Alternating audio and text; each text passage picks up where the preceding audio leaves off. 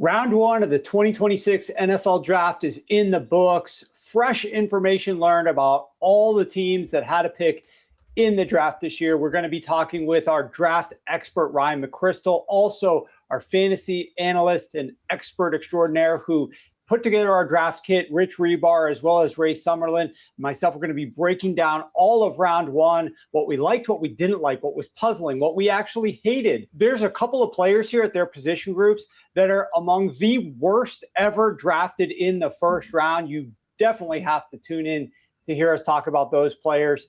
Let's dive in.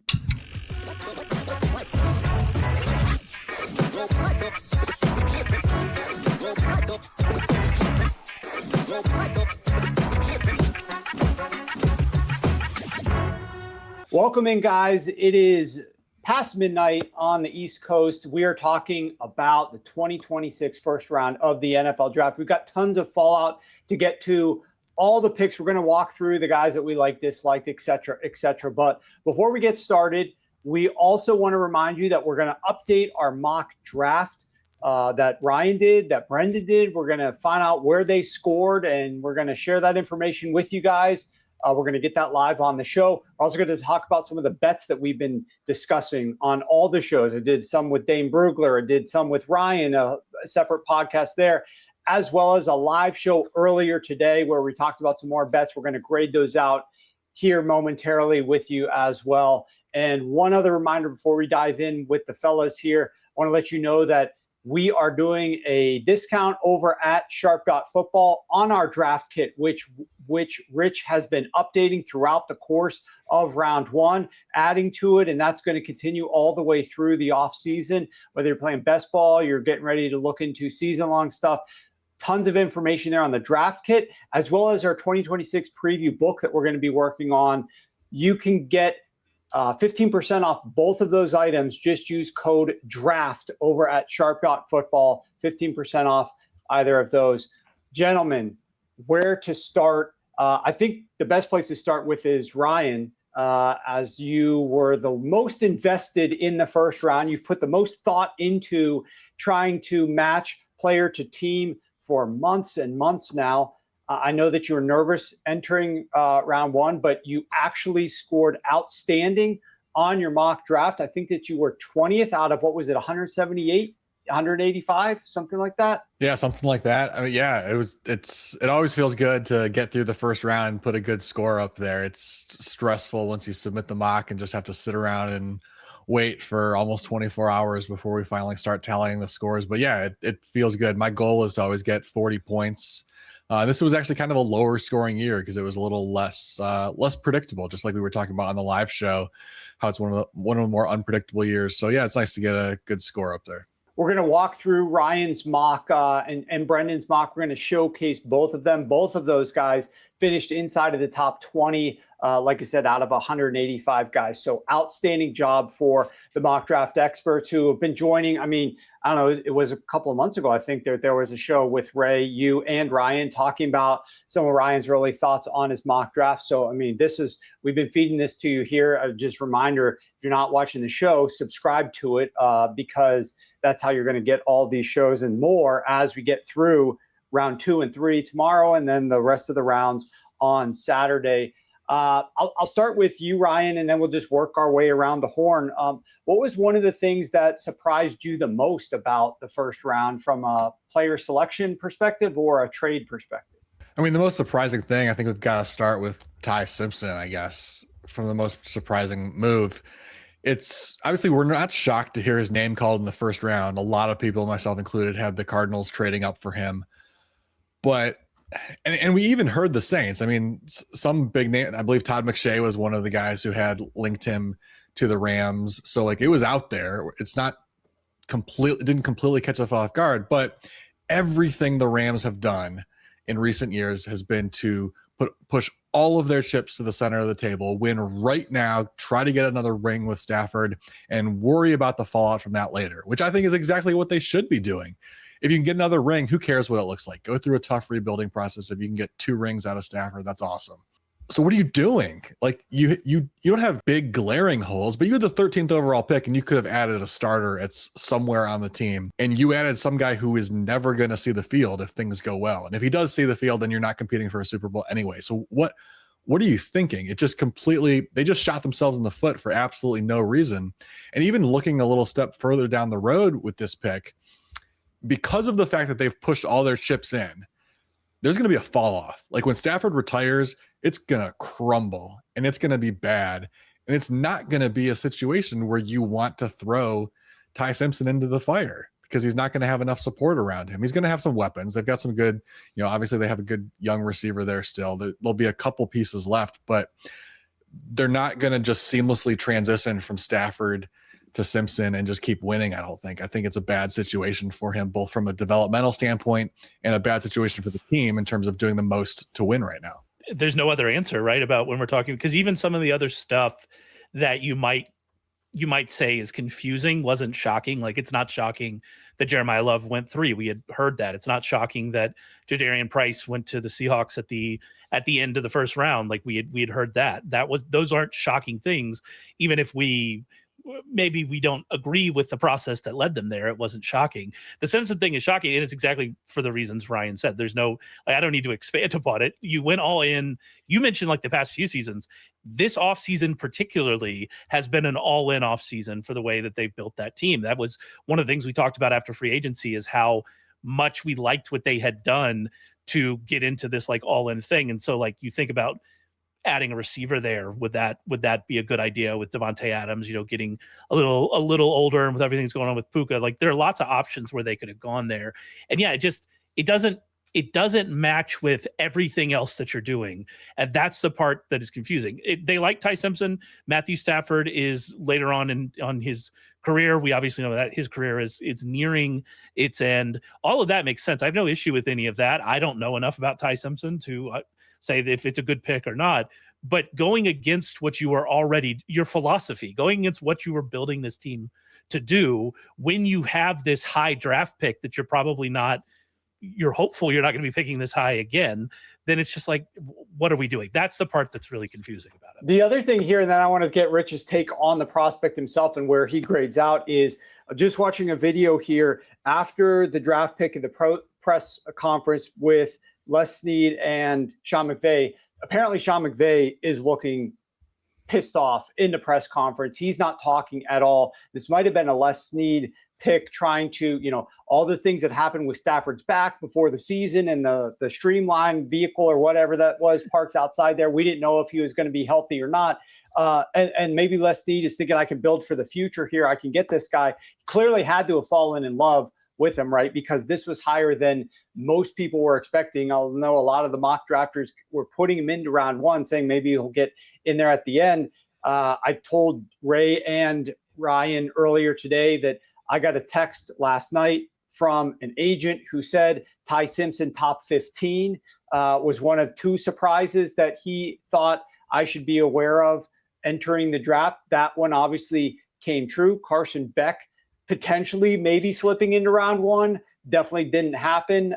He said maybe round 2. We'll see if Carson Beck goes tomorrow. But as it relates to Ty Simpson going that high, this, according to you, Rich, was something that we haven't seen in the last 15 years based upon how you evaluate quarterbacks. Talk to us a little bit about how high Ty Simpson was drafted here and why you think it was a reach or a poor fit. Well, I mean, I echo the sentiments of Ryan and Ray. It's just that type of capital. It's like, it's not like the Rams are coming off of holding their own pick and they had 29 and they just took a flyer on Ty Simpson at the end of the first round. Like, they took him at 13.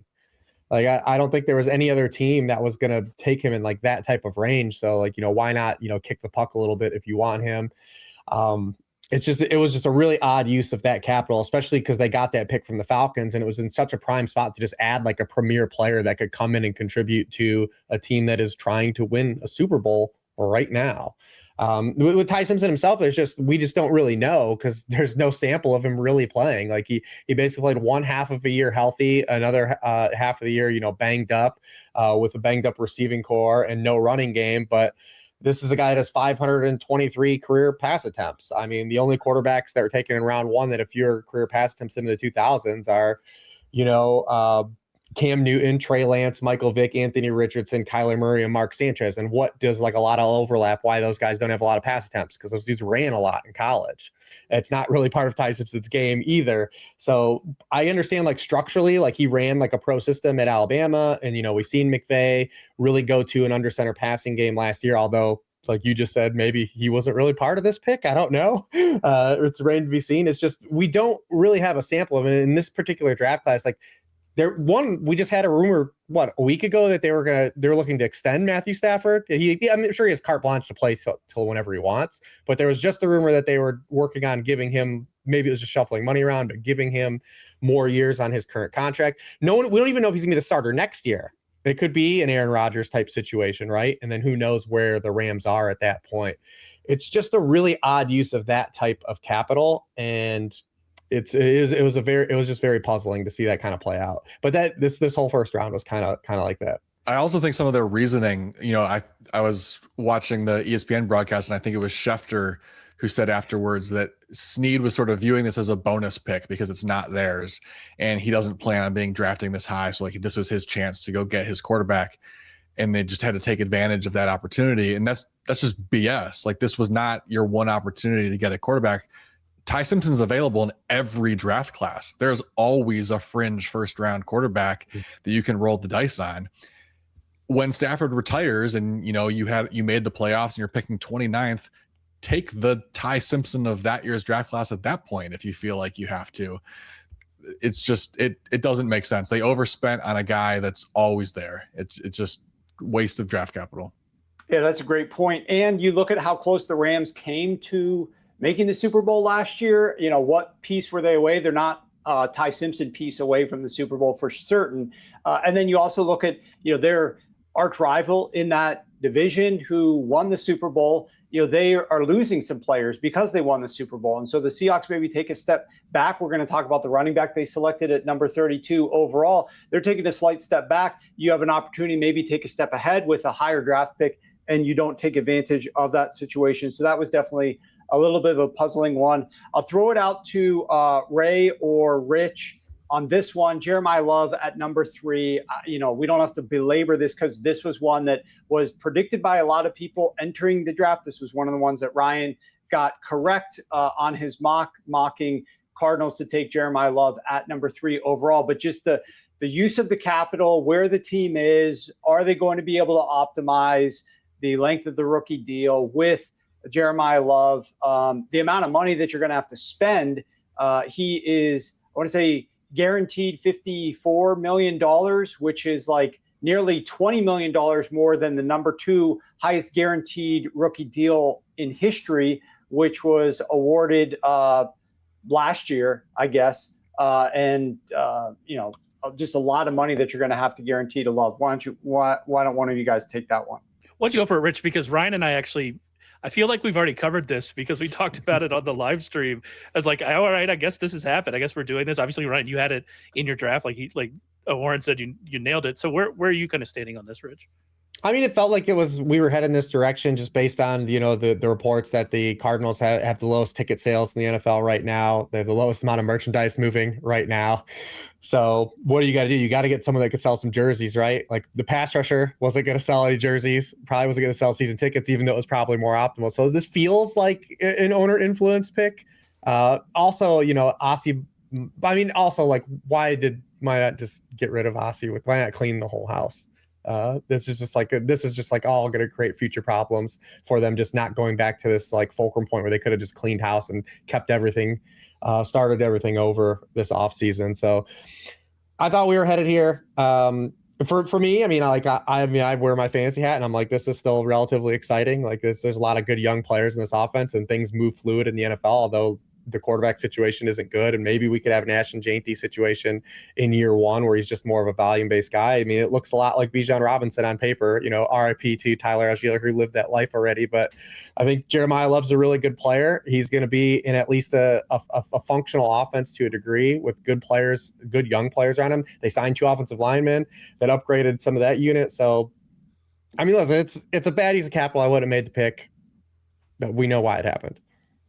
Yeah, I mean, if I could jump in and just defend it a little bit, I mean, to be clear, if I were them, I'm not making this pick. It's not how I would want to spend my draft capital either.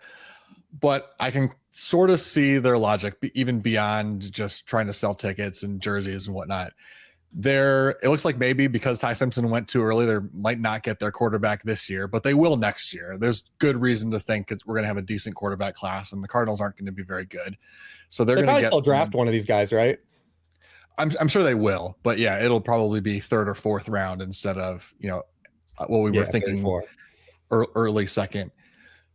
And so next year they're going to draft a quarterback. Maybe it's Dante Moore, maybe it's Arch Manning, maybe it's someone else who elevates, and he's going to enter an offense behind an okay offensive line. Jeremiyah Love, Trey McBride, Marvin Harrison Jr. That's a better situation than most young quarterbacks come into as far as being surrounded by playmakers. So knowing that they're going to have a young quarterback starting for them, maybe this year, definitely next year, it makes it a little bit more justifiable. And also from the financial standpoint of you're going to have a rookie quarterback contract, under center pretty soon. Yeah, it feels a lot like the Bijan, the Bijan pick. Like it honestly feels like a very similar organizational stance. It's also really weird you didn't mention their best wide receiver, Michael Wilson, when you were talking about the weapons. Yeah, I think that kind of aspect of it from a fantasy perspective, that's what we talked about earlier today, is like, is this a Genty situation? I mean, maybe, but like Brissett was a functional quarterback before everything went bad. I don't think the offensive line is as bad. Like, I just don't think this is they have an actual offensive line coach. I would imagine, I don't know his name, but I'm going to go ahead and guess whoever that is. Was better than what was ever going on in Las Vegas last year from an offensive line coach perspective. He was an actual coach. So yeah, like all of those things, you put it together. This is not quite the same thing from a fantasy perspective as Genty. But I thought it was interesting what you wrote about this on the website about, will we see, everybody was burned by Genty last year. Do we see Love depressed a little bit because of that, his ADP rich, which I do think is an interesting point. Could we get him from a fantasy perspective at a lower cost? But yeah, I mean, it doesn't make a ton of sense for this team, but it is what it is. Yeah. I'm going to pivot into the first big move on the board. There was guy with the bald head, I forget his name right now, but talked about a big trade. We're going to see a big trade, but I can't say anything until they come on the clock. Jay Glazer? Fox. Jay Glazer said that. I don't know if he was talking about what a description. Well, you know who I was talking about. I don't know if he was talking about the Kansas City Chiefs with their move or not, but that was the first real trade. It was only a few spots up the board, but the Chiefs go and get Monsoor, Delane, the cornerback. Obviously, they had a need to get cornerback. And, Ryan, I was talking to you about this before we started the show. I thought it was a move so that they could jump in front of the Washington Commanders, because the Commanders were looking at Monsoor, Delane. And one key aspect of this was Ben Standig, who has good ties and connections with the Commanders, actually mocked Monsoor, Delane to the Commanders. And so the thought process was maybe they're making this move to jump ahead. The interesting factor that you brought up, though, is that in this scenario, Standig's mock, etc., that the Commanders wanted Monsoor, Delane, it was because Sonny Styles is already off the board. And in the situation that we found ourselves in, Sonny Styles slipped because Carnell Tate went at number 4, and then Arvell Reese went at number 5. The Chiefs, I don't know if they predetermined that they were going to do this and jump in front of the Commanders. If it's the Jay Glazer thing that they were predetermining this, a couple of days ago, and maybe they didn't need to go that far if Sonny Styles was still on the board, because to your point, the Commanders may never have drafted Delane if Styles is there. So talk to us a little bit about the Chiefs move and what you thought of that trade and what you think of Delane to the Chiefs, and then a little bit about Styles to the Commanders. Yeah, so I don't hate the pick, first of all. I like Delane a lot. He's number 7 on my big board. They took him 6 overall. They need a cornerback. Totally justifiable, right? Like, I think it's a good fit. I really don't understand their logic in making this trade, however, because like you said, they were sitting there with 2 picks ahead of them. Sonny Styles, Monsoor, Delane, and Caleb Downs were all on the board. Why would the Saints be disappointed with why would the Chiefs be disappointed with any of those options? Just wait back and just let a good player fall into your lap. You don't anticipate to be drafting in the top 10 very often. So if you get any one of those guys, it's a great addition to the defense. Cornerback's the biggest need of those three, sure. But did you really need to give up a valuable third round pick when you've got, like Ray has been saying every time we talk about the Chiefs, there's a sneaky number of needs on that roster, and you just gave up an opportunity to plug one of those holes in the third round pick. The Styles thing is the biggest issue I have with it, though, because yes, we mocked Delane to the Commanders. That was a pretty popular pick, but only because we all thought Styles was going to be gone. He was on the vast majority of mock drafts. He was going to the Titans at number 4, but it was also widely believed that Dan Quinn wanted Sonny Styles. They were never rumored as a trade-up candidate because they just didn't have the draft capital to do it. Their only option was to wait for him to fall, which he did. So by the time they made this trade, the Chiefs should have known he's not going 7th. Everybody thought that the Saints were probably going to take Jordyn Tyson, who they did. Could they have taken Delane? Maybe. But like I said, even if that happened, okay, then just stay put and take whoever's available there. Either it could have been Delane, it could have been or I guess because we're saying Styles went 7, it would have been Downs. Yeah. So if Downs falls to you, great. You got one of the best players, arguably the best player in the draft. And you're not going to, it's not a position of need, but you're not going to have an opportunity to draft a player like that again because Patrick Mahomes is your quarterback and you hope to never be drafting in the top 10 again. That actually brings me to the fact, and I feel like we did this last year in the wrap up, not as much after the first round because there was some odd first round thing, but at the end of last year's draft, I remember talking about, we like it's like the third year in a row we like the Cowboys draft, and they did what you wish the Chiefs would do. They sat there, obviously traded up one pick. They didn't give up a ton to make that move. But then at 11, they end up taking Downs, which, as you said, I'm not going to pretend to be a tape grinder, especially of non-fantasy positions. But everything you read about the draft is this is one of the few blue chip guys. They ended up getting him at 11. One thing that I've been harping on is I don't think NFL teams are reacting quickly enough to some of the changes that are happening. I think safety is more valuable than maybe the NFL thinks it is and will continue to be. We didn't see that because obviously Downs falls to 11, Thieneman falls to 25, right? But either way, you're getting maybe the best player in the draft. You only have to trade up one spot. That's a great outcome for the Cowboys. And like you said, that could have been the Chiefs without even having to trade up.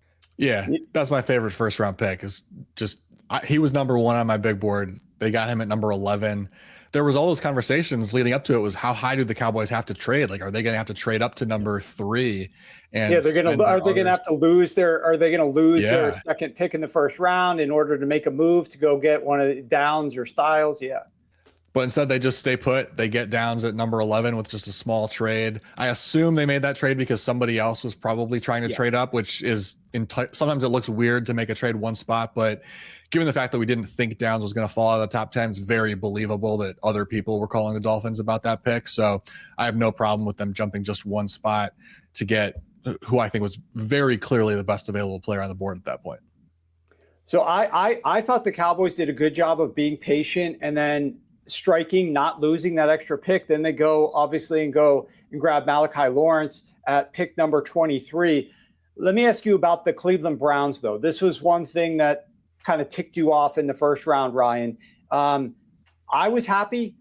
You were probably a little bit happy from a betting perspective. We had some value on Spencer Fano to be the first offensive lineman drafted. He was the first offensive lineman drafted by the Cleveland Browns at 9. A lot of people were mocking the Cleveland Browns to take Spencer Fano at 6. They were able to trade back, accumulate more draft capital, and still get Spencer Fano. But you're not happy about that. Why is that, Ryan? Yeah, I mean, it relates to the Caleb Downs conversation that we just had. I just find it annoying that Andrew Berry is such a stickler to positional value. Generally, you want to be trying to draft players from the more valuable positions, right? He knows that wide receiver is valuable. He knows that offensive line is really valuable. Those are the 2 positions he drafted from today. But sometimes you just have to throw that out when you're clearly taking a worse player and someone like Caleb Downs is there. Downs is special. I mean, if he is anything, I shared on social media tonight, like my range of outcomes that I think for Downs. I think if he reaches his ceiling, he's another Eric Weddle, which is probably a Hall of Famer. If he just lands at his floor, I think he's probably Mike Adams, who played in the league for 16 years and made an all-pro team or a Pro Bowl team a couple of times, like a very good long-term starter. That's the floor for Downs. He's going to be that player the moment he shows up in Dallas. And when you have a chance to get somebody like that, I don't really care what position he plays. Like if your other options are Spencer Fano, who you're hoping develops into a left tackle for you, take the starter, take the guy that you know is going to stay there for long-term. And you don't have to adhere to those rules that you set for yourself about which positions you're willing to target when there is such a discrepancy in the level of player that you're choosing from. Rich, I wanted to ask you, we got something that Ryan was a little bit perturbed by. Talk to us a little bit about a couple of these fantasy relevant players that were drafted late in the first round. The number 32 overall pick to the Seattle Seahawks, Jadarian Price, and the New York Jets trading to grab Omar Cooper out of Indiana at pick number 30.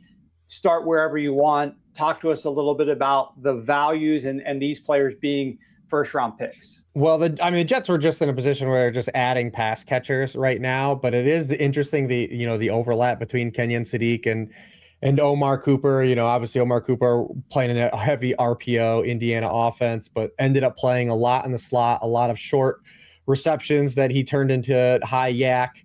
Probably is going to have to play a little bit more outside, even though they have Garrett Wilson, because him and Kenyon Sadiq both basically are slot receivers. So they basically used 2 first-round picks on 2 slot receivers. The Jets also ran quite a run out here. They passed on Brock Bowers in 2024, then took Mason Taylor in round 2 last year, and then take Kenyon Sadiq in round 1 this year.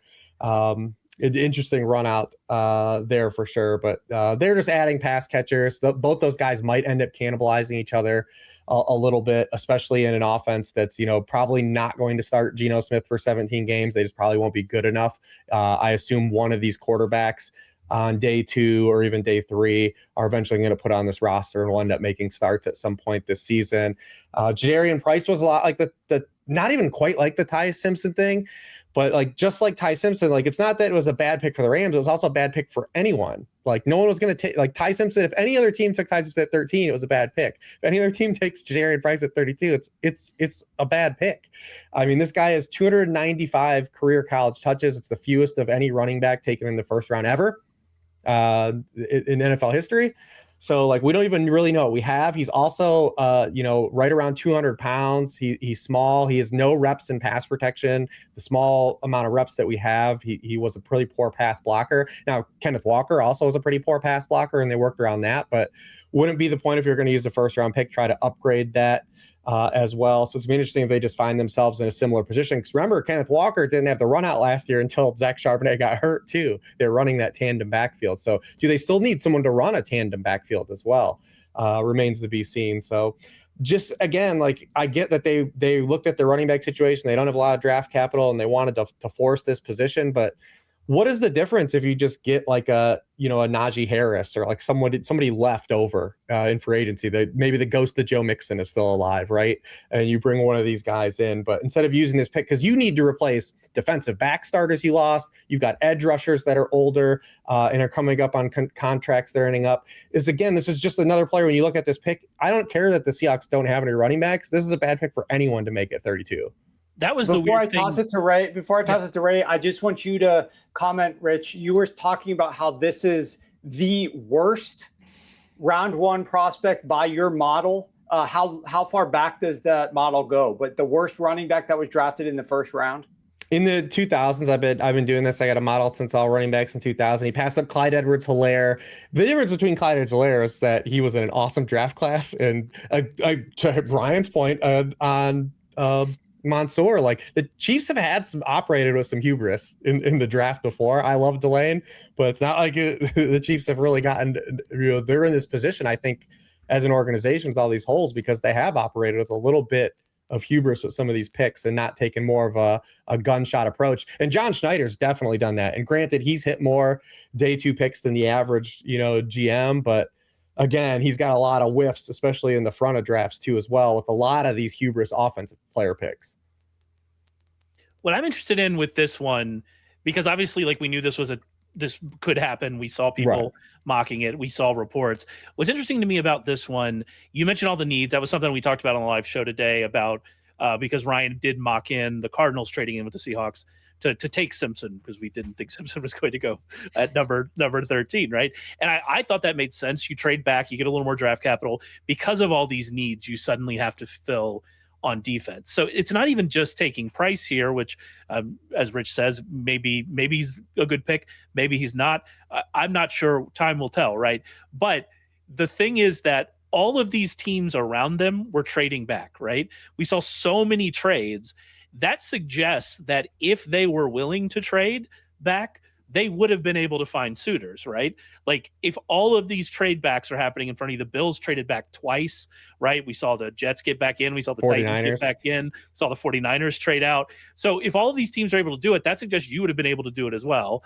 Jadarian Price still would have been there if you had traded back, a few picks in the second round. You get a couple extra picks, you can do that. Why not do that? That's the part that's really confusing to me. Aside from, is Jadarian Price worth it, all of that? It seems like a trade back was available to them based on everything that happened around them. Why not just do that? Like, are you really that worried that Jadarian Price is going to get taken? And do you really have him that far ahead of a Kaytron Allen, Penn State legend, Kaytron Allen? Like, I just don't. That's the part that's really confusing to me about what the Seahawks did here. Ryan, why don't you hit another move that happened in the first round that was either puzzling or was annoying to you from a process perspective? Well, since we're talking about some of the questionable trades earlier, another one that I thought was odd was the Houston Texans jumping. I believe it was only 2 spots. I think it was it the 49ers that were originally just ahead of them? They jumped. Yes, exactly. Yeah, so they leapfrogged the 49ers to take Keelan Rutledge. The fact that they took a guard is not surprising. We talked about that earlier today in the live show, that they were a candidate to be the team that have the second guard come off the board, and that Rutledge was one of a couple of guys who was maybe in the mix. There were 3 potential options of guards that were probably graded similarly by most teams. And so why did you feel the need? Well, there's two issues. Number one, why did you feel the need that you had to get Keelan Rutledge when there were other guards potentially available? Number two, who did you think was going to take him? The other team that might take a guard was the Bills, and that's who you traded with. So the way those trades work is when you're on the phone with each other, you're saying, okay, well, we might move down. Who are you going to take? You got to be honest with each other. Otherwise, no one's ever going to trade with you. So they're having a conversation with the only other team who might take a guard. Once the Bills say, okay, well, then they're not taking a guard. So who are you bidding for? Now, they didn't give up a lot to do it. But again, it's bad process. It's not like the Texans are a guard away from the Super Bowl. So use those picks. Add some depth. Fill some holes. I don't hate the player. I think it's a little bit of a reach, but it does fill a need. But again, it's the process, which shouldn't surprise us. I mean, I'm criticizing it, but again, Nick Caserio, where did he come from? He came from New England. And has anyone ever handled the draft more arrogantly than Bill Belichick? So he learned from the best. No, he did. And speaking of a guy who is one of the best, got to mention Howie Roseman making another of his infamous moves. It was reported by Ian Rappaport that the Philadelphia Eagles were sitting there with the Dallas Cowboys on the clock at 20 and the Pittsburgh Steelers at 21. And the Pittsburgh Steelers were already on the phone with Mekhi Lemon because the Cowboys, they assumed were going to go defense, not go with a wide receiver, Mekhi Lemon. So Steelers are talking to Mekhi Lemon, hey, you're about to be a Steeler. Here's a head coach, that type of thing. And while that's occurring, the Eagles have traded with the Cowboys to leapfrog from 23 up to 20, right over the Pittsburgh Steelers at 21, to draft Mekhi Lemon out from underneath of them. And, an empty dial tone at one point for the Philadelphia Eagles trying to call him because he was on the phone with the Pittsburgh Steelers, who ultimately didn't get him. So that was a move by Howie to clearly go after a guy that would have been gone if he waited patiently at 23. But Rich, I know you did not care for the outcome of that trade. Talk to us a little bit about Makai Lemon and his fit with the Philadelphia Eagles and specifically Jalen Hurts. Well, I mean, I really like Makai Lemon as a player, and I understand the positional value that they were getting here. It is an interesting fit for their quarterback as well. We don't know what kind of offense, Sean Mannion's going to run. Jalen Hurts is running the Baker Mayfield plan of just never having the same coordinator any year in the NFL. The Eagles had a new offensive coordinator every year since Shane Steichen left. But one thing that's pretty consistent, though, is that a lot of these coordinators, the good and the some bad, is that you have to calibrate around some of the issues that Jalen Hurts has. I mean, he's not a quarterback that likes to play on time and throw over the middle of the field. He's a quarterback that, with anticipation, especially into zone coverages, he's a quarterback that needs to see the throw and then rip the throw. That's why he's actually one of these few quarterbacks left that does kind of cater to more of like that prototypical throwback X archetype, like an AJ Brown that is potentially leaving the roster, which is why they're making this move. So I mean, I thought someone like Denzel Boston made a lot of sense for that type of dominoes falling in a row. Lemon, I do believe, is a guy that can potentially win more on the outside, but we just are taking more of a step of faith in that direction. This is a guy that played over 70% of his career college snaps in the slot. He's not, a big player at 5'11", 192 pounds. He's got 30-inch arms. He's got sub 9-inch hands, which is 6th percentile. So he does take a leap of faith in that regard. I think he plays bigger than his size, but again, he is that size. And so it's an odd fit because you look at Jalen Hurts, no matter what coordinators he's had, since he's been the starting quarterback for the Philadelphia Eagles, he has the lowest throw rate between the numbers, 34% of his throws between the numbers. So if you're drafting a player that has more of a primary slot archetype, I understand that they did catch probably big board value, I'm assuming, on a lot of stuff. But for a fit for their team, I think like a guy like Boston would have fit their roster a little bit better than Lemon instead of just trying to scoop the value. But hey, Howie's won a lot of these, so it could be another one he ends up running up the board. You said potentially AJ Brown's leaving. Can we drop the potentially? Can we get rid of that now? Like that's yeah. I mean, I think we know. I know you're dying to work something else into this conversation. I'm just saying, Diana Rossini gave up her career for AJ Brown to become a Patriot, and so I feel like we just have to just wait for this to. We have to accept that this is happening for sure. I think another way to look at that. I mean, all of the points Rich brings up are perfectly valid, but when you take a step back and look at the board that the Eagles were left with, you can make a really strong argument that the two best players were Makai Lemon and Dillon Thieneman. And they just drafted Andrew Makuba to play free safety for them last year, who I assume they took him in the second round. I assume they still have high expectations for. Thieneman probably was not an option for them. So Howie Roseman was probably just looking at the board and thinking, well, this is the last first rounder for us. So let's go get them, because that's what they do. And so they added a good player, and they'll figure it out from there on out. Let's talk then about, I'll just stick with you, Ryan, the Pittsburgh Steelers then drafting Max A&H, or pronunciation be damned, but right after that. And it probably was because they thought they were going to be drafting Makai Lemon, and they just went with the next best offensive lineman on their board. Is that how you think that they wound up with Max at that spot? Yeah, obviously, they were trying to get Lemon. I think they were probably also interested in Blake Miller, Monroe Freeling, Caden Proctor, who all went off the board earlier. They have, depending on Broderick Jones' injury situation, they maybe have an immediate need at left tackle, but they're not expected to pick up his fifth-year option, and so they're definitely going to have a need next year. Troy Futanu, who has been playing right guard for them, is probably going to move to left tackle either immediately or at some point in the future once Jones is done. So Ian Achor, who played right tackle at Arizona State, is going to play in that spot. He's a developmental prospect who doesn't have a ton of experience.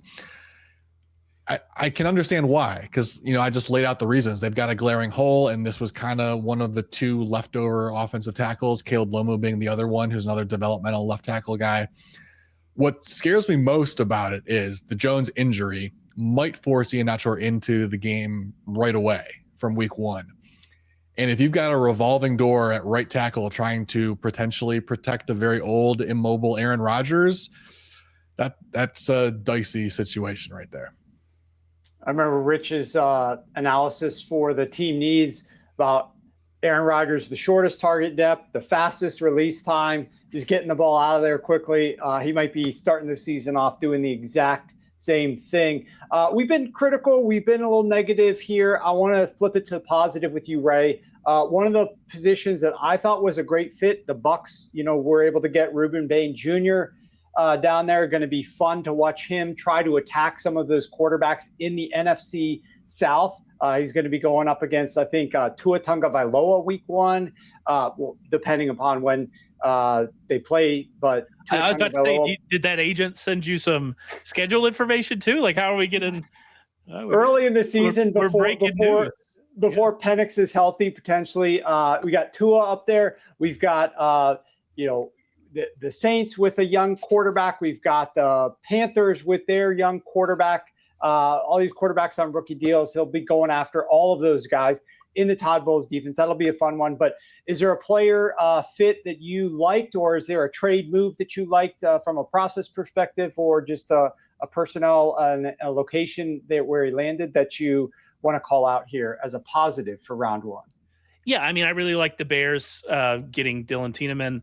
I know that's a guy that Ryan really likes. It also fits with what they needed. They signed Kobe Bryant. That's one of the Seahawks losses from that Super Bowl team. They signed him, but they had to completely, like, Bayard's gone, Brisker is gone, CJ Gardner-Johnson is gone, Jonathan Owens is gone, right? They lost a ton from that safety group. They had to completely remake it. They probably didn't have a starter next to Bryant. Now they get in Thieneman and they can kind of use him. They also have like Elijah Hicks who they can use if they want to go more like, 3 safety looks is becoming more popular. So yeah, I like that pick a lot. I'm interested, Ryan, first of all, on the Steelers, Renegade's an awesome song and it just needs to be played more. I know that it's like from 1978 or whatever, but that's awesome. And we should just play Renegade every draft. Just go ahead and do it. But you brought up, when you talk about the Steelers, you brought up Blake Miller. And I thought that was interesting, him going to the Lions. I think that is not, obviously the Lions picked a tackle. That was, they cut Decker. That's what everybody thought. But Miller being that tackle, that seemed interesting and probably a little higher than what people had expected from him. Yeah, a little bit higher, but I ended up having Caden Proctor in my mock draft, and I was trying to decide between Proctor and Miller, just trying to decide trying to decide whether or not Proctor was going to be on the board. Miller makes a lot of sense for them because they're in full win now mode and they needed someone to just come in and play immediately. And there's going to be no conversation about whether Miller is able to come in and start and at least be okay. I don't think expectations for him his rookie year should be high by any means, but he has plenty of experience and he'll do fine. If they got stuck with Monroe Freeling, who probably has a higher ceiling, but only 1 year of experience, or even Max Iannachor, who is even less developed than Freeling is, that's a bad situation for a team that needs someone to come in and play right away. So I think Miller it's certainly not one of my favorite picks. I wouldn't have drafted him there, but when you've backed yourself into a corner like the Lions did, and you have to draft for need on a team that wants to contend for a Super Bowl, that was probably the best of some bad options for them. When you look at the board, to Ray's point, most of the mock drafts, again, on the earlier show, if you weren't with us on the live stream, I pulled up 14 prominent, some of them are industry talking head guys that are good at doing this. Others are just mock draft experts, similar to Ryan, not quite as good as Ryan in many cases. But these are guys that live for the mock draft. 14 of them, nobody had him higher than 17. There was one guy who had him 17. That was Todd McShay, actually, but everybody else had him lower than that. And so that is one interesting point there. I do want to mention, Rich, I want to ask you what was a move that you thought was a positive, but along the same lines, I know that you were having trouble keeping up with this, as were we all, because of the NFL's new format where they cut it down to 8 minutes for each pick, cycling through it faster. The draft ended at 11 p.m. Eastern time for round 1, which allows us to record the post show earlier than we normally would. That's the only positive here. But it was a disaster trying to both keep up with who was being picked. The league was trying to announce things. They're trying to jam all their commercials in. It felt like nonstop commercials. And what was your thoughts on the? Everybody can chime in here, but Rich, why don't you start us off here with your thoughts on the new format? It was just hard to follow. I'm curious how like the general consumer feels about it, because obviously they tried to make it a little more streamlined, not as much just, people, because it's just players getting picked, right? I understand they're trying to add some entertainment value to it and streamline a little bit. I have, trouble keeping up because, I'm creating content alongside of it. But there was like times where like picks would happen in real time, on social media where we know the picks and they're not happening for 10 minutes on the broadcast, literally like 10 minutes, like real time, which is pretty wild. So I'm curious to see how people feel about it, in general. They just got too far behind. Like they're just trying to shove way too many ads into it, and they got too far behind, and they were trying to do like, it was weird, as if they didn't know that they had done it. It was like, oh, we didn't know that we had done this, but we still have all the same stuff planned, right? So we have to do all of this other stuff that's, not picking players. But, we forgot that we lowered it to 8 minutes. It was strange. And like most of that didn't need to be done. Obviously, Renegade needed to be played. That was very important. But most of the other stuff didn't need to be done. It was strange. It was strange watching it, like having on the TV on, but then also mostly following it on social media, and just how far behind they were, 2 and 3 picks by like pick 12. It was like, did you know what you had done? That was really the question that I had. So early in the process too. I mean, right near the beginning of the draft, they're already behind. I know the Ty Simpson one, that news broke. Rich, you were joking about that one with one of your buddies. I mean, that news broke, and that was like good, like 10 to 15 minutes later that it was finally announced on the broadcast. And, I tweeted out like, you guys won't believe what you hear on TV in about 15 minutes because it was just such a delay. Ryan, you make it 4 for 4. Like, you want to revert back. Maybe they'll go back and change this next year, potentially. Yeah, I mean, I feel like all the sports leagues have been doing stuff like this where they're trying to cater to get the biggest audience they possibly can, and they're doing it at the expense of the people who are actually fans. And I just hope they start making some better decisions. And for those of us who actually care about and enjoy the draft, let us sit back, give us more time. I want to hear guys, talk about these picks and whatnot. Let's enjoy the draft rather than just trying to come here and go rapid fire just so that you can get as many viewers as possible. Don't stop trying to go after the fringe fans who tune in every so often, trying to get them to watch this. This is a niche event. Cater to the people who really love it. What was the logic in general, Ray, for them doing this 8 minutes? Was it just so that they would finish the 30-second pick by approximately 11 p.m. Eastern? Is that? Oh, I'm not sure, but I like to think of all of the beauty. And I didn't watch ESPN this evening. I was watching NFL Network. NFL Network, by the way, the commercials on there are very interesting. The NFL Network commercials. I'm not sure. Like, I would feel they would have, especially for the draft. I'd feel they'd have enough reach to sell better ads. But that's neither here nor there. But the whole idea, like, so I was watching the NFL Network. I don't know about ESPN, but the beauty of what we got last year out of ESPN and Mel Kiper having a literal meltdown about Shedeur Sanders, there's not time for that. There's not time for him just losing his mind. And I want to see Mel lose his mind. That's part of the fun of the draft, is he just gets really mad about something and we're just not going to have time for us to do it. That kind of stuff is what Rich Eisen making absurd jokes and talking about the Jets. That's fun. That's part of the draft experience. Bring it back. I want, let them take 30 minutes. I don't care. Just have it last all weekend, whatever. I'll sit in my chair. Obviously, I do a lot of sitting in my day-to-day life. I'll sit there and watch it. I'm happy. Circling back to Rich, what was a match that you liked and you thought was a positive out of round 1, and a player who you think is going to be in a good position to have success and the team as a result of that? Yeah, I mean, I don't necessarily think about it as similar to the Jeremiyah Love angle, where I'm just like excited that Jeremiyah Love win is high and the team's going to have to play a really good player. Excited about the kind of like, fantasy points or, betting we can get. I mean, I do like the fit for both of the top 2 receivers, Carnell, Tate with the Tennessee Titans. And I know that we need, Cam Ward to take a a step up in year one, but we've seen Brian Daboll facilitate some breakouts in quarterbacks. Obviously Josh Allen. We're not expecting Cam Ward to become Josh Allen. Ironically, we were doing a show last year though with Ryan, and Ryan kind of compared Cam Ward to like a poor man's prospect versus Josh Allen a little bit, because as they got that bit, you relied on the prospect Josh Allen, right? Everyone forgets about prospect Josh Allen versus what happened. So I'm not saying Cam Ward's going to turn into Josh Allen, but I think there's some upside here just based on what the Titans were throwing. Cam Ward was throwing the ball to last year. I mean, this is a guy that had Eric Eyomenor, Van Jefferson, and Chimere Dike as his top 3 pass catchers last year. On throws 10 or more yards downfield, those are his only 3 targets that had 20 or more targets, 10 or more yards downfield. I think there's a lot more meat left on the bone to figure out what we have with Cam Ward. We saw some of the things get cleaned up for Caleb Williams in year 2 that people thought weren't correctable in terms of, not taking as many sacks and mistakes.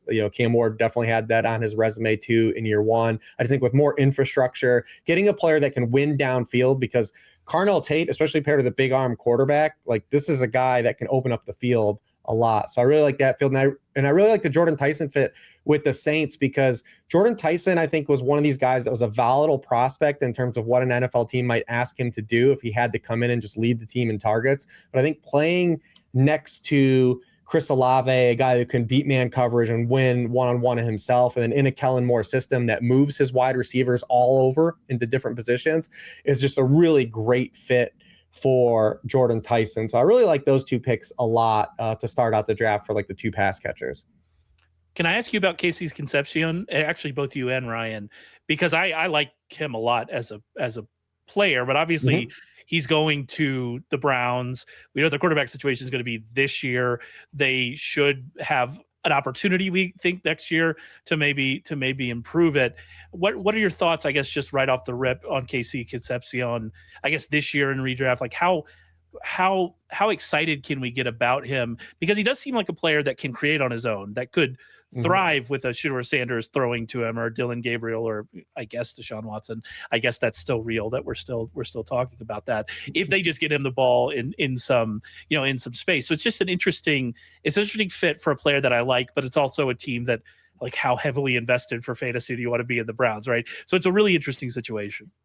I think the price will end up being right for a player that's probably going to end up just being on the field a lot, right? On a team that's probably projects to have a lot of dropbacks. It was the same thesis we kind of threw at the wall of Harold Fannin last year. Now it's a little more crowded because Fannin obviously produced in year 1. But I think this, from a dynasty stance, like there's a lot of fluidity here. I mean, he could outright, just bypass Jerry Jeudy, who has pretty low cap hits after this year as well. So maybe the Browns end up deciding they're not getting return and want to move on. So for dynasty, I'm pretty still excited for him. This is a player that ended up getting the 1st round capital. You don't love the quarterback situation. It's not a great target tree, but those are things I tend not to overweight from a dynasty perspective and kind of price those things in more from like a 2026 redraft perspective. And the price will be cheap enough to where I think it's fine if you just believe in the player. You add him like Fannin last year, you just add him as a cheap slot on your bench, see what kind of shakes out in season. But I'm pretty bullish on him in dynasty. He actually ended up checking out a lot closer to Lemon in my model, with Lemon getting a little bit lower projected draft capital than expected. They are a little more neck and neck, and they are 2 players, I think, that provide offenses with similar things after the catch. But the difference is that Concepcion has actual production playing outside in college, which, kind of stacks up a little bit more in terms of having, proof of concept, entering the NFL.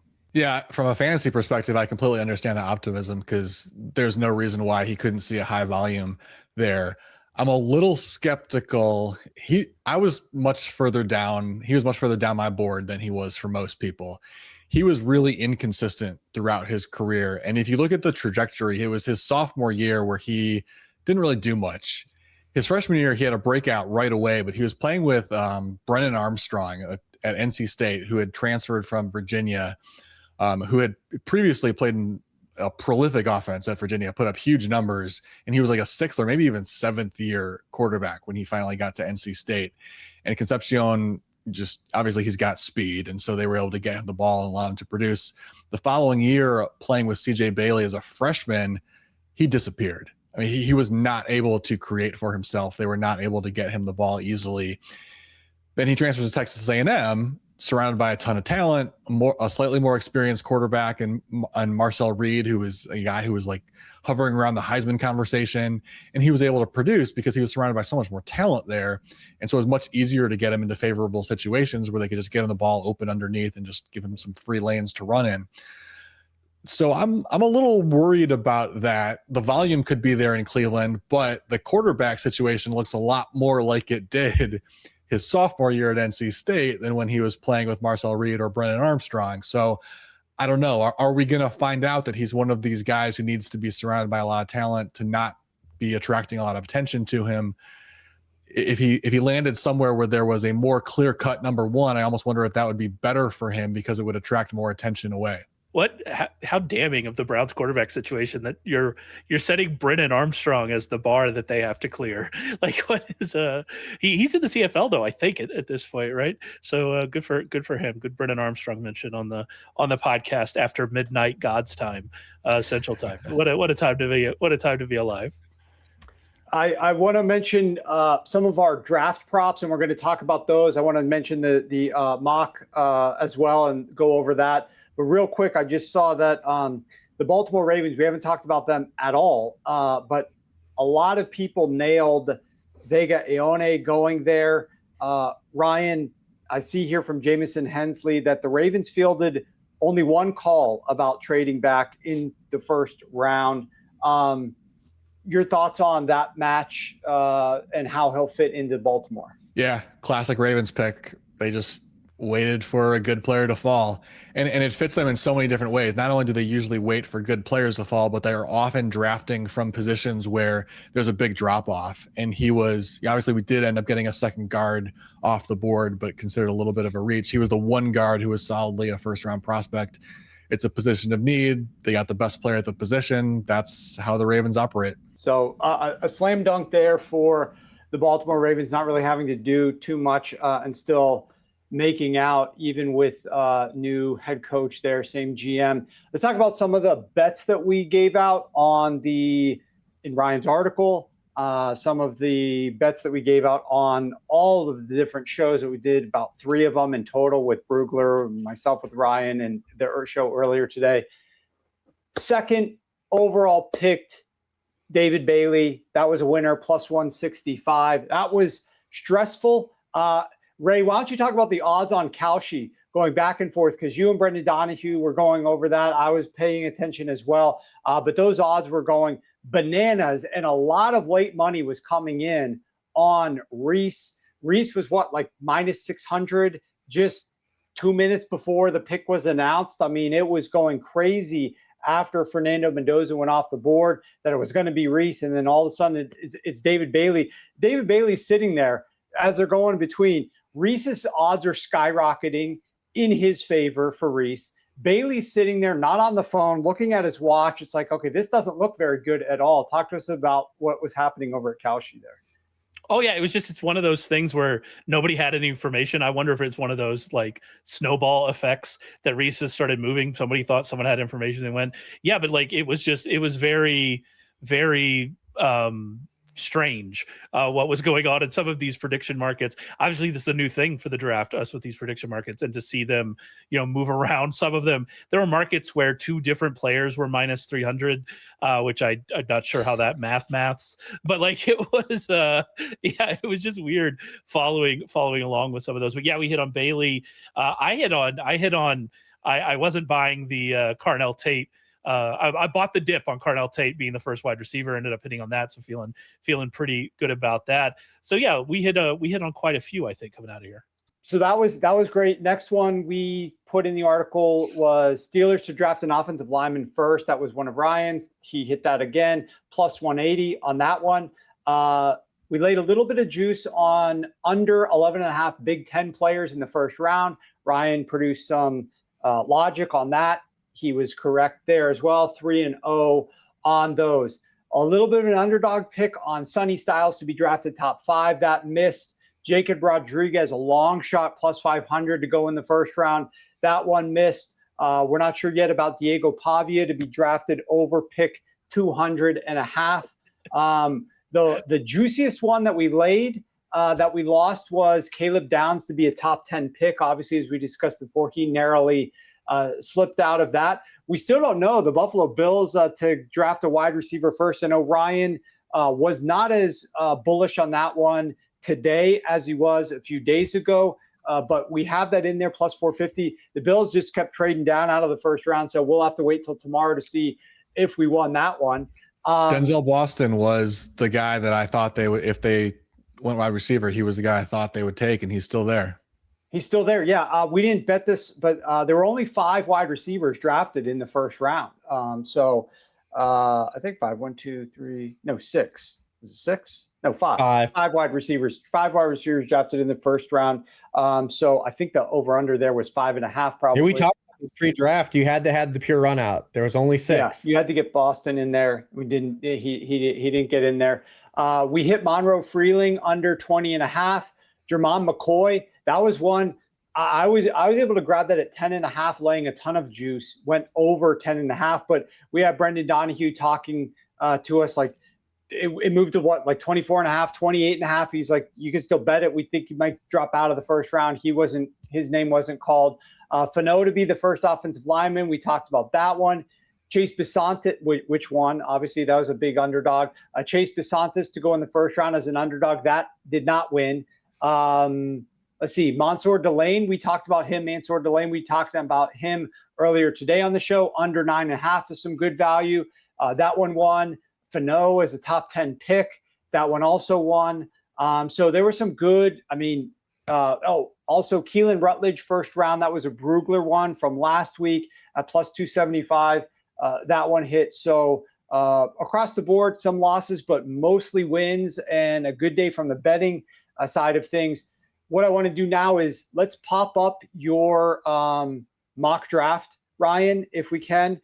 And I just want to give the floor to you. As you guys can see the mock draft laid out there. As we mentioned, Ryan finished 20th out of 185 submissions, which is absolutely outstanding.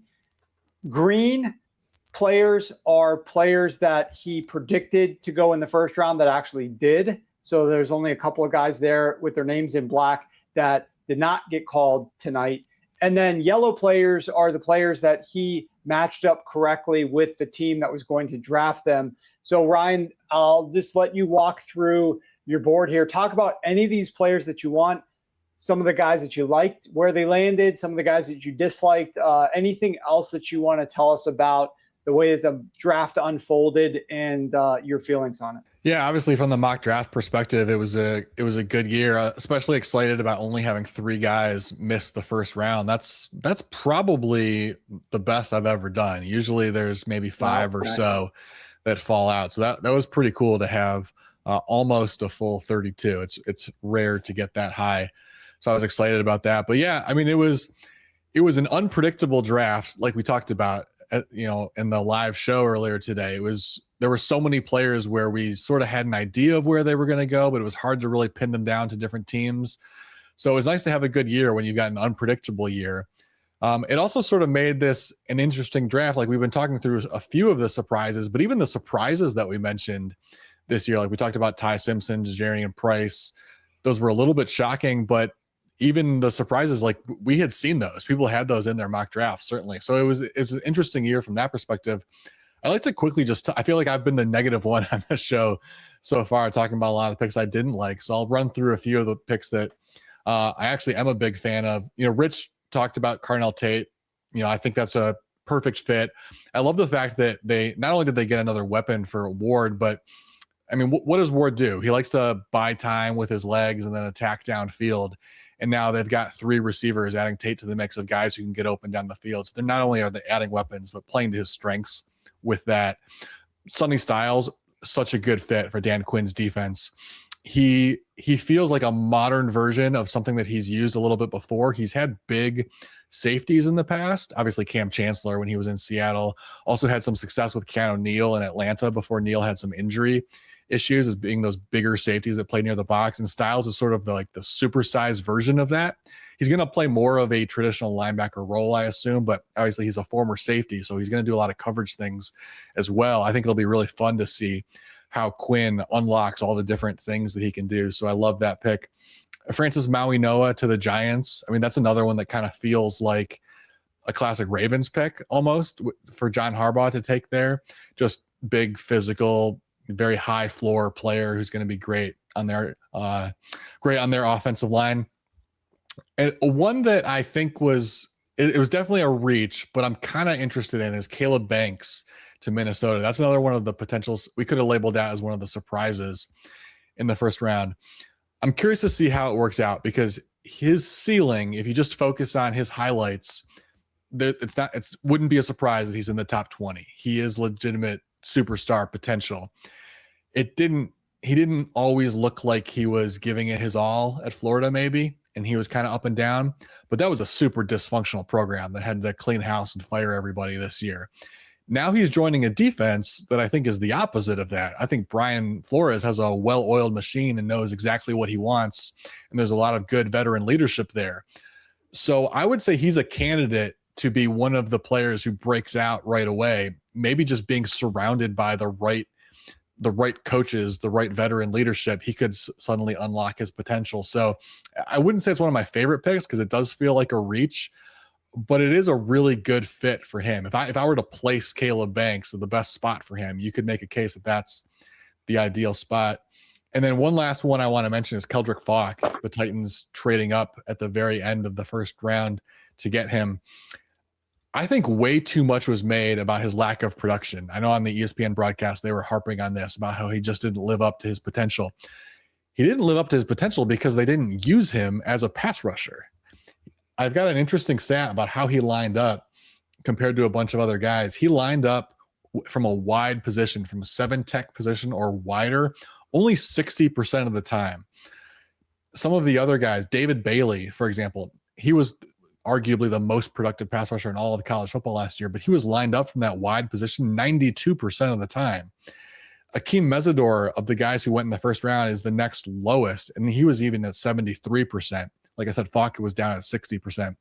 So he has that versatility, which is a plus, but if you wanted to unlock more of the pure pass rush potential, you can push him out there because he did generate an 18% pressure rate when he was lined up wide, which falls right in line with a lot of the other guys. So I think he's underrated just because he wasn't necessarily used in a traditional pass rusher role, but you could use him to move him around if you want to line up in multiple sets, but you could also just line him up as a pass rusher, and I think you will get more production than you saw from him in college. So I think that's maybe one of the more underrated picks of the first round. I like the Titans moving up and grabbing him. So if he's a guy who didn't have as much production because of how they were playing him, and then Robert Salah gets a defensive guy and Brian Daboll gets an offensive guy, and you just mentioned both Carnell, Tate, and Falk here in your little rundown, would you say the Titans are a team that you felt like came out of this really well? And would there be other teams that you would add to that? You say this team, it's hard to say winners or losers in just one day, but in this first round, who are the teams that you would say you feel really good about what they came away with? Yeah, I feel really good about what the Titans did, getting two good players. Obviously, they had to trade up a little bit to make it happen, but I think it was a easily justifiable trade and got a guy who slid down the board. As far as looking at the ceilings, like Falk is one of the few guys that you could argue in this class has a legitimate normal first round ceiling when we were picking from a pool of players where most of these guys in a normal year, you don't want to take them in the first round. They were just kind of forced there this year. So I would definitely consider them a winner getting two first rounders. The Cowboys, we kind of already touched on them. The ability to not have to part with that second first rounder and still get Caleb Downs and then add a productive pass rusher in Malachi Lawrence a little bit later on. I think the Bears are winners. Ray mentioned that. Thieneman, I could certainly put them in the winners. I did want to follow up on that. You mentioned how they were trying to replace Kevin Byard. I actually had Byard as one of my comps for Thieneman as far as like the high end ceiling. So pretty easy to see why they like Thieneman if that's sort of the type of player that they could potentially get. But he can do more than he doesn't have to be the free safety like Byard has traditionally played. He proved at Oregon that he can move around a little bit too.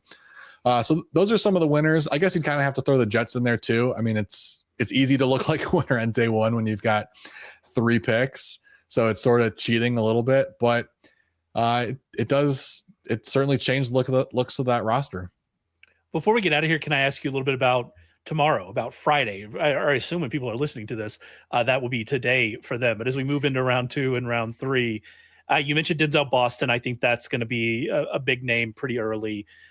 Anybody else kind of standing out as names that, were maybe surprised? Obviously, Colton Hood, TJ Parker, those are guys you had in the first round. Any other names standing out as guys were surprised are still available, or that you're really interested to kind of see where they go here on day 2? Yeah, no one too surprising. As I said, I got an unusual number of first rounders actually go in the first round from my mock draft. So no one's too shocking. The most interesting one is Jeremiah McCoy, Tennessee's other cornerback. And obviously we ended up predicting that he would fall in the first round because the reports out there that the knee is concerning, may even need surgery again at some point.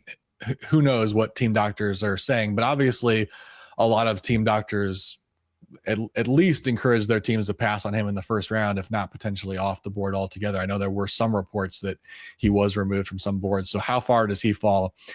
Some people have compared it to the Will Johnson situation last year, who the Cardinals took in the second round, even though he was originally expected to be a first rounder, but there were some injury concerns that bumped him down. So I would imagine he still goes in the second round, where someone just justifies, especially in this year where it's not like nobody who fell other than McCoy is like a traditional first rounder. So at some point, someone's going to say it's worth the gamble. A few of the other guys that I'm excited about to see where they go, Jacob Rodriguez, one of my favorite linebackers in this class. I think he is a very polished player who can potentially be, depending on where he goes, if they need a green dot linebacker, could be that guy as a rookie. So he's someone to keep an eye out for. You mentioned, I think it was you, Ray, that mentioned a little bit how the league has maybe undervaluing certain defensive back prospects and safeties. There's a bunch of really good nickel cornerbacks, or the big nickel types, in this draft, because the college game has shifted more aggressively towards 3-3-5 defenses, which NFL teams are certainly doing at a higher rate, but not the same rate at college. And so we're starting to see those guys get churned out from the college game. There's a bunch of guys. Keontae Scott, I think, is my favorite. Out of Miami. I would imagine he goes very early. Jalen Kilgore from South Carolina is another one who fits that. Tre'Dan Stukes from Arizona State, who some people even had mocked in the first round, is going to be another one of those big nickel guys. Where those players go, I think, is going to be fun, because it'll also tell us a little bit about which teams are starting to value that position a little bit more if some of those guys come off the board very early on days 2. So that's sort of another kind of big picture storyline that I would look at. It's going to be fun watching what unfolds day 2. A lot of these teams now, Cincinnati Bengals, will finally see who they pick with their first selection of the 2026 draft. Rich, anything else from your end before we get out of here? Not a lot. It was kind of as expected from like my neck of the woods. We didn't expect this to be like a huge firepower skill player, heavy first round. Day 2 is always kind of like the funnest day for dynasty gamers, right? Like you get to see where like kind of your favorite guys land, and can we hold on to hope for Ted Hurst, right? Like can we do those types of things? So yeah, I'm definitely excited tomorrow. I'm also excited to see like where these backup quarterbacks guys go, because I do believe a handful of these guys are going in at making starts this year. I think whoever Arizona selects, whoever the Jets select, like these are guys that are going to project to start because their teams won't win enough real games to keep them off the field. So I'll be excited to see kind of where some of these guys fall. Maybe we could get Taylon Green to Arizona from a fun perspective. That would be exciting. Now we are talking. Maybe they'd be the Madden team, man. He'd start every franchise for Madden. Oh yeah. Ray, anything specifically you're looking forward to on tomorrow, day 2? I mean, just some sleep. I'd be super interested in hitting the hay soon. No, I am very interested in Denzel Boston and where he goes. Obviously, we're not going to be excited about many of the running backs, but obviously a couple Penn State legends will hopefully come off the board on day 2, at K. Allen and Nicholas Singleton. But yeah, the quarterbacks are the answer. Like that's how does the NFL view them? Was your agent right that Carson Beck's going to be this third guy, which I don't think is what any of us would want to do, but maybe that is because of the disappointment. I obviously have talked about how much I like Nussmeier. Obviously, I'm going to have a soft spot in my heart for Penn State legend Drew Aller. But there's, these guys are really interesting for these teams that probably are looking to next year, but could this be their lower cost version of Tyler Shuck? Like, is that what we could get out of some of these guys? And then you get to next year, maybe you don't necessarily have to chase the quarterback. So these guys have pedigree. They were high recruits, even as recently as 9 months ago, they were thought of as first round picks. Where do they go? What opportunities do they get? I think all of that's going to be really interesting to watch. I want to remind you guys, if you head on over to sharpfootballanalysis.com, you can find all of Rich's articles breaking down the aftermath of some of these key fantasy players, their landing spots. He's got a ton that he's been cranking through from the first round, already up there. If you're a fan of one of these players or one of these teams that they were drafted by, make sure that you guys head over to Sharp Football Analysis to check those out. Also, if you're interested in the draft kit or you're interested in the 2026 football preview book that's going to be coming out in a couple of months, you've got to take advantage of the code DRAFT. Go to sharp.football, enter the code DRAFT, get 15% off either the draft kit or the book. Definitely take advantage of that. Of course, make sure that you sign up for the newsletter while you are over there. Make sure that you hit the subscribe button on your way out. We've got a ton of additional content coming your way tomorrow. Well, today, as Ray put it earlier, is Friday. Saturday, we're going to be breaking down the draft. We've got grades that are coming out. We're going to have steals and reaches. We've got tons of videos planned for you guys. Sunday, Monday, the aftermath of the 2026 NFL draft, odds changes in the betting market, which teams have the advantage because of the drafts that they made. A lot in store for you. We got more from our draft expert, Ryan. Obviously, massive kudos to both he and Brendan Donahue for crushing yet another year on their mock drafts and having a ton of accuracy there. So great job to you guys, and we will see you guys later.